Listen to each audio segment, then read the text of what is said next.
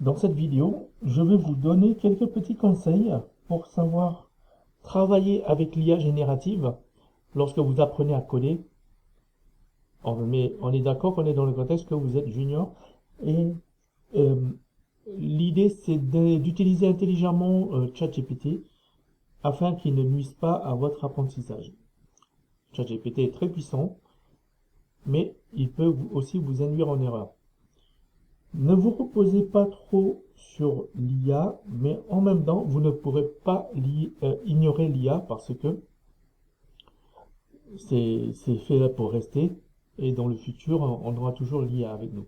Alors si vous êtes un codeur qui sait utiliser l'IA, vous aurez beaucoup d'avantages. Dans cette vidéo, je vais aborder des aspects liés à, par exemple, à un LLM comme ChatGPT ou Claude, dans la version web gratuite. Pas besoin de payer quoi que ce soit. Donc, on va voir ce que l'on peut faire de façon intelligente avec le LLM. Premièrement, demandez à l'IA d'expliquer les lignes de code. Lorsque vous ne savez pas, malgré vos efforts, ce que veut dire un code, eh bien vous pouvez, par exemple, copier ce code-là et lui demander d'expliquer. Je marque la ponctuation et je fais Shift Entrée pour sauter une ligne. Ok. Hop. Et là, comme par magie, parce que ça ressemble un peu de la magie, l'IA vous explique les lignes de code. Ok. Donc, que le hashtag c'est un attribut PHP, annotation qui définit une route de base pour tout contrôleur. Et il explique assez bien. Ça, c'est une première chose. Ça peut être très verbeux. N'hésitez pas à tout lire, mais surtout à lui demander d'expliquer plus en détail. Par exemple, ici, on va lui demander d'où vient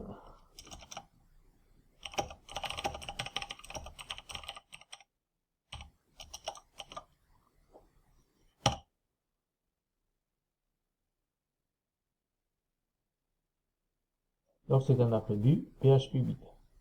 Et avant PHP 8, en fait, c'était un arrobase, c'était plus une bibliothèque qui donnait ça. Voilà, ça c'est pour le premièrement. Ensuite, on peut demander à l'IA de nous trouver un bug. Vous voyez comme il est très bavard? Alors, deuxième astuce, on peut lui demander d'abréger. Par exemple, je reviens ici à ma question, je survole, j'ai le petit crayon, hop, je vais ajouter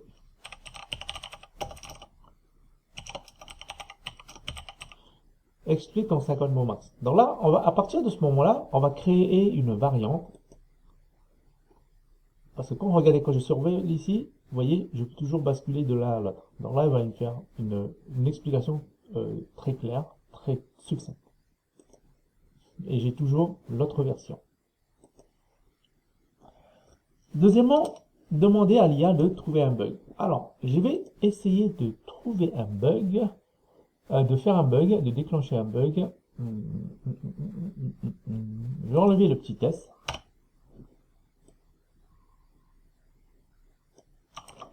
Et je lui demande pourquoi ça ne marche.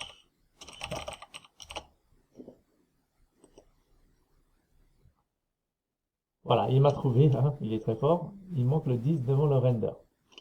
Ok. Moi, ça m'arrive aussi d'utiliser, je n'en ai pas honte, quand il fait, enfin, quand c'est à minuit, quand je suis un peu fatigué, il y a un tout petit bug un peu subtil, j'arrive pas, pendant une demi-heure, je cherche, je trouve pas.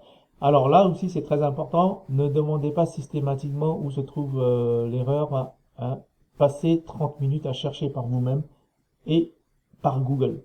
En dernier recours, vous utilisez l'IA.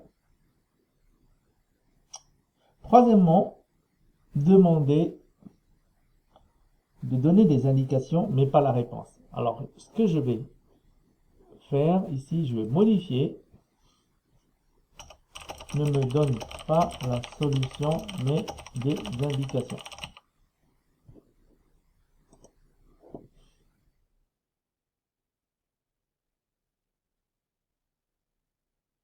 Voilà, il vous suggère des indications plus ou moins précises, mais au moins ça devrait vous aider. Quatrièmement, demandez d'approfondir. C'est ce que je vous disais tout à l'heure. Lorsque on a quelque chose, on demande d'approfondir. Alors, ce qui risque de se passer, c'est que, eh bien, ça va plus être linéaire, votre parcours. Ok, et on va parler de tout et n'importe quoi au cours d'un même chat. Dans ce cas-là, n'hésitez pas à démarrer un nouveau chat. Ok. Cinquièmement, demandez le pourquoi des choses. En code, c'est important de savoir pourquoi on fait ceci. Ok. Par exemple, ici, alors, on le remet là. Alors, je colle toujours le bout de code. Vous n'êtes pas obligé, parce qu'il a une espèce de mémoire. D'ailleurs, je vais m'en servir. On va revenir en haut ici. C'est un attribut PHP, la notation moderne. Donc, ça me parle d'annotation. Je ne sais pas comment ça marche. Ça ressemble pas à du PHP que j'ai l'habitude. Et je lui dis, explique-moi les annotations. Comment ça marche. Donc, je lui demande, et c'est, je lui laisse toute l'attitude.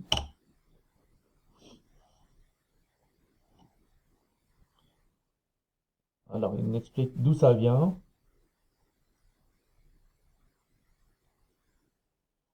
Alors, ça sert à décrire le comportement du code. Mais ce n'est pas une ligne de commentaire. Ça a quelque chose de d'actif. En fait, il dit que Symfony scanne les classes. Il va utiliser l'API réflexion et il va interpréter les métadonnées. Donc, il configure le routeur, le conteneur de service, doctrine, tout ça. Donc, ça a un rôle sur le moteur Symfony. Vous voyez.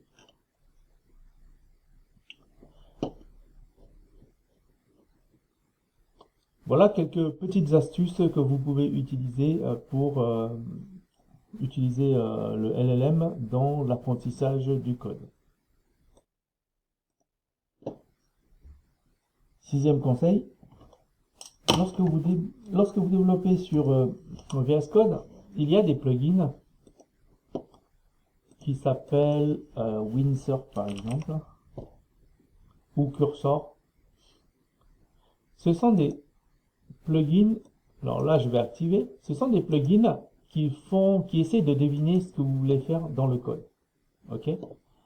Alors, voilà, il s'est activé, Refactor Explain. Dans Explain, c'est pas mal. Vous avez je clique dessus, il y a un petit truc ici, il explique. C'est un peu comme dans ChatGPT.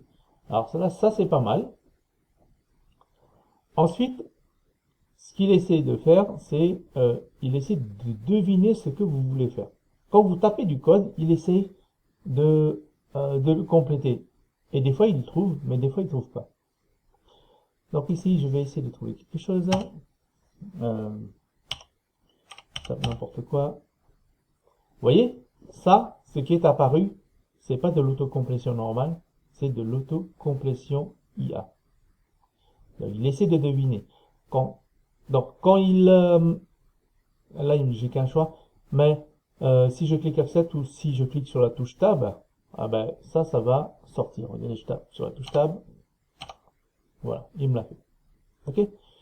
Donc ça, en temps d'apprentissage, ne le faites pas. Moi, je l'utilise pour accélérer le développement, et c'est ça où l'IA est intéressant pour un développeur sérieux, c'est que ça peut vous faire gagner du temps. Okay. Mais en phase d'apprentissage, ne l'utilisez pas. Ensuite, il y a ce qu'on appelle des outils de développement boostés à l'IA, comme Cursor, Windsurf, Cloud Code ou là, c'est Antigravity qui est sorti récemment. Donc, ces outils-là, ils peuvent coder tout un programme à votre place. Par exemple, voilà ce que je vais lui demander de faire. Le prompt, il est là. Donc, Ask Anything. Je vais le faire en anglais.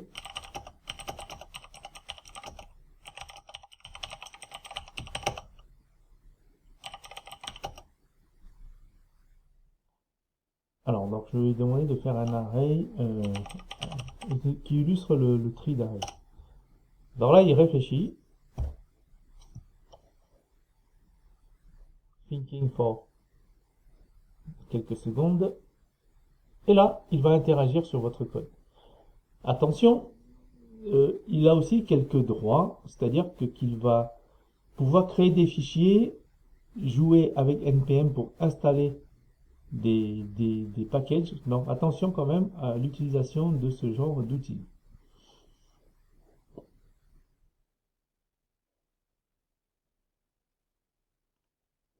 Donc là, il a dit qu'il a créé un plan de build. Ok.